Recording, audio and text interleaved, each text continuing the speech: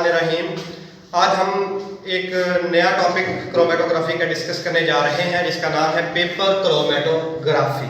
कल हमने डिस्कस किया था थिन लेयर क्रोमेटोग्राफी, उससे पहले हमने इंट्रोडक्शन डिस्कस किया था किसका, क्रोमेटोग्राफी का। आज देखते हैं जी पेपर क्रोमेटोग्राफी।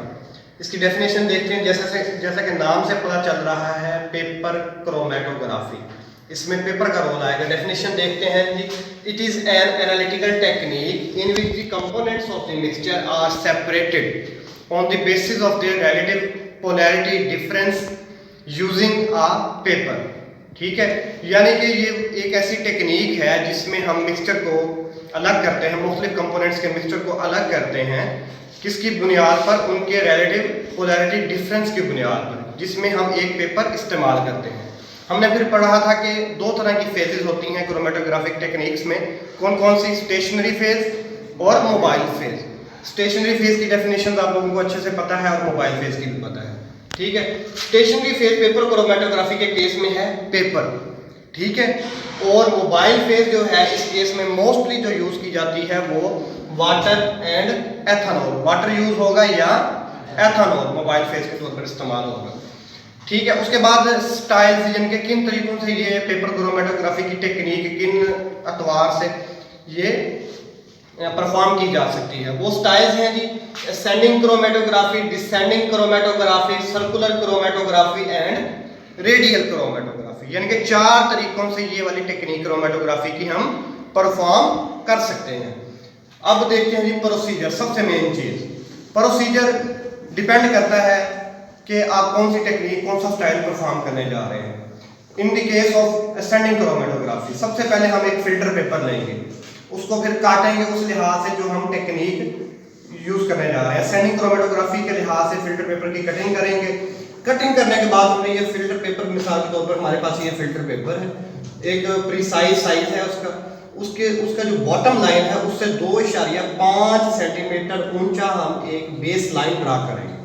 ठीक है, हमने कल पढ़ा था थिन लेयर क्रोमेटोग्राफी में भी बेस लाइन किस लिए होती है? बेस लाइन के ऊपर हम सैंपल अप्लाई करते हैं। ठीक है, फिल्टर पेपर के ऊपर हमने बेस लाइन ड्रा की। बेस लाइन ड्रा करने के बाद उस बेस लाइन पर हमने क्या किया? सैंपल अप्लाई किया। फिर उसके बाद हम एक क्रोमेटोग्राफिक जार लेते हैं। क्रोमेटोग्राफिक जार क्या होता है? उसके अंदर हम क्रोमेटोग्राफिक प्रोसीजर पूरा करते हैं, कंप्लीट करते हैं। उसके अंदर पेपर को या थिन लेयर क्रोमेटोग्राफी में जो हम ग्लास स्लाइड थी उसको रखते हैं। जो इस केस में हम क्रोमेटोग्राफी की जार इस्तेमाल करेंगे वो सैचुरेटेड क्रोमेटोग्राफी की जार होगा। सैचुरेटेड से मुराद प्रोसीजर स्टार्ट करने से 20 मिनट पहले हम उसके अंदर मोबाइल फेज डाल देंगे और ऊपर से उसे बंद कर देंगे। मोबाइल फेज की वेपर्स की वजह से वो कंप्लीटली सैचुरेट हो जाएगा 20 मिनट के अंदर। फिर वो जो सैंपल अप्लाई किया हुआ है फिल्टर पेपर के ऊपर उसको हम प्लेस करेंगे इस क्रोमेटोग्राफिक जार के अंदर। लेकिन ध्यान ये रखना है कि जो बेस लाइन है वो इस सॉल्वेंट के अंदर, मोबाइल फेज के अंदर डिप ना हो। अगर ये बेस लाइन जिसके ऊपर सैंपल अप्लाई हुआ है ये इसके अंदर डिप हो गई तो वो सारा जो सैंपल है वो फैल जाएगा, बजाय ऊपर जाने के वो ऊपर सारे फिल्टर पेपर के अंदर और सॉल्वेंट के अंदर फैल जाएगा। फिर प्लेस कर दिया। प्लेस करने के बाद कैपिलरी एक्शन होता है फिल्टर पेपर के ऊपर और जो सॉल्वेंट होता है कैपिलरी एक्शन के जरिए ऊपर की तरफ मूव करता है।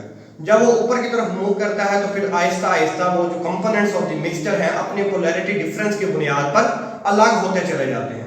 मैंने जैसा कि कल थिन लेयर क्रोमेटोग्राफी में बताया था कि जिस कंपोनेंट की पोलैरिटी सबसे ज्यादा होगी वो डिस्टेंस कम ट्रेवल करेगा और जिस कंपोनेंट की पोलैरिटी सबसे कम होगी वो डिस्टेंस ज्यादा ट्रेवल करेगा।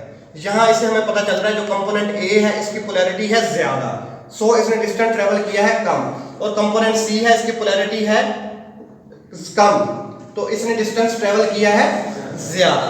इस तरह फिर ये जो इनका डिस्टेंस को हम डिटरमिन करते हैं, नोट करते हैं। नोट करने के बाद जो सॉल्वेंट ने डिस्टेंस ट्रेवल किया होता है, यानी कि ये सॉल्वेंट फ्रंट है, इसको नोट करने के बाद हम आरएफ वैल्यू डिटरमिन कर लेते हैं। इस तरह हमारा क्रोमेटोग्राफी का प्रोसीजर, असेंडिंग क्रोमेटोग्राफी का प्रोसीजर कंप्लीट हो जाता है।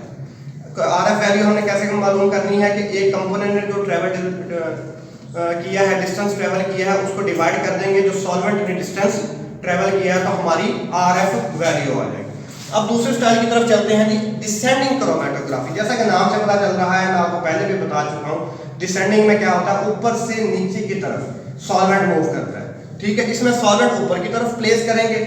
ठीक है, और ये ध्यान रखना है, ये जो बेस लाइन है ये ऊपर ड्रा करेंगे और सैंपल को भी ऊपर वाली बेस लाइन पर अप्लाई करेंगे। ठीक है, यानी कि ऊपर से सॉल्वेंट नीचे आना है। इसी वजह से ये जो सैंपल होगा इसे ऊपर अप्लाई करेंगे, उसी कैपिलरी एक्शन के जरिए सॉल्वेंट ऊपर से नीचे की तरफ आएगा। कंपोनेंट्स अपनी पोलैरिटी के डिफरेंस की बुनियाद पर अपना ट्रैवल डिस्टेंस करेंगे फिल्टर पेपर के ऊपर। उसी तरह जिस तरह हमने असेंडिंग में आरएफ वैल्यू डिटरमिन की थी, उसी तरह इसमें आरएफ वैल्यू डिटरमिन कर लेंगे डिसेंडिंग क्रोमेटोग्राफी में।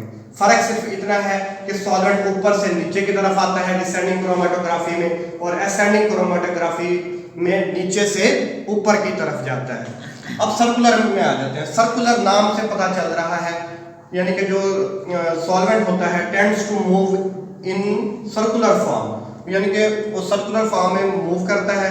कैसे, इसका प्रोसीजर क्या है कि हम सैंपल को फिल्टर पेपर लेते हैं, एक सर्कुलर फिल्टर पेपर लेंगे और सैंपल जो होगा, मिक्सचर जो होगा, उसको सेंटर में अप्लाई करेंगे। जो फिल्टर पेपर होगा उसके बिल्कुल सेंटर में अप्लाई करेंगे। अप्लाई करने के बाद उसी सेंटर में से हम थ्रेड धागा गुजारेंगे। धागा गुजर के किस में जाएगा, नीचे पेट्री डिश में। पेट्री डिश में क्या है जी, वहाँ सॉल्वेंट या मोबाइल फेज पड़ी हुई है। वो मोबाइल फेज कैपिलरी एक्शन के जरिए ऊपर की तरफ मूव करेगी, सर्कुलर फॉर्म में मूव करेगी, और जो कंपोनेंट्स ऑफ द मिक्सचर हैं वो सेपरेट होते चले जाएंगे अपने पोलैरिटी डिफरेंस की बुनियाद पर in the form of rings. ये देखिए, ये रिंग्स बने हुए हैं। ठीक है जी, ये रिंग्स बने हुए हैं किसके, ये कंपोनेंट है, component A, component B. Component A, इससे पता चल रहा है कंपोनेंट ए की पोलैरिटी है ज्यादा, सो इसने distance in the form of circle come travel किया है, और कंपोनेंट बी की पोलैरिटी है कम, तो इसने डिस्टेंस से पता चल रहा है कि इसने डिस्टेंस ज्यादा ट्रेवल किया है in the form of circle. ये हो गए circular paper chromatography, filter paper इस्तेमाल करेंगे। लेकिन अब रेडियल में आ जाते हैं। रेडियल में आपने ख्याल करना है, जो सैंपल अप्लाई करेंगे वो across the circle, across the circle यानी कि अक्रॉस द सेंटर अप्लाई करेंगे। अक्रॉस द सेंटर में अप्लाई नहीं करेंगे। हम एक सेंटर के गिर्द एक सर्कल बनाते हैं, उस सर्कल के ऊपर अक्रॉस सर्कल अप्लाई करते हैं उसे। ठीक है, एजेस कहते हैं जो सर्कल के होते हैं, उसके ऊपर रेडियल क्रोमेटोग्राफी में हम सैंपल अप्लाई करते हैं। और उसी तरह जिस तरह सर्कुलर क्रोमेटोग्राफी में हमने थ्रेड पास किया था सेंटर में से, बिल्कुल सेंटर में से थ्रेड पास करके हम पेट्री डिश में गुजारेंगे।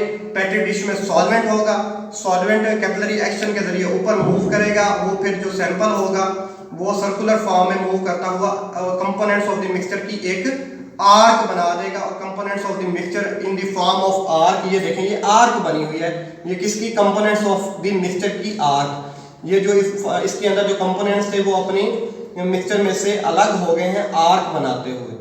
फिर हम इनका जो डिस्टेंस है, इस जहां सैंपल अप्लाई किया है इस जगह से इस जगह तक जहां तक ये सफर तय किया है इस कंपोनेंट ने, वो डिटरमिन कर लेंगे, वो नाप लेंगे। और जो सॉल्वेंट ने डिस्टेंस ट्रेवल किया है सेंटर से लेकर यहाँ तक जो डिस्टेंस इसने सॉल्वेंट ने ट्रेवल किया है, इसको डिटरमिन कर लेंगे, इनको डिवाइड कर देंगे, वो उस कंपोनेंट की आरएफ वैल्यू आ जाएगी। ये हमारा पेपर क्रोमेटोग्राफी का टॉपिक कंप्लीट हो गया। ठीक है जी, किसी बच्चे का कोई क्वेश्चन? ठीक है, पेपर क्रोमेटोग्राफी हमने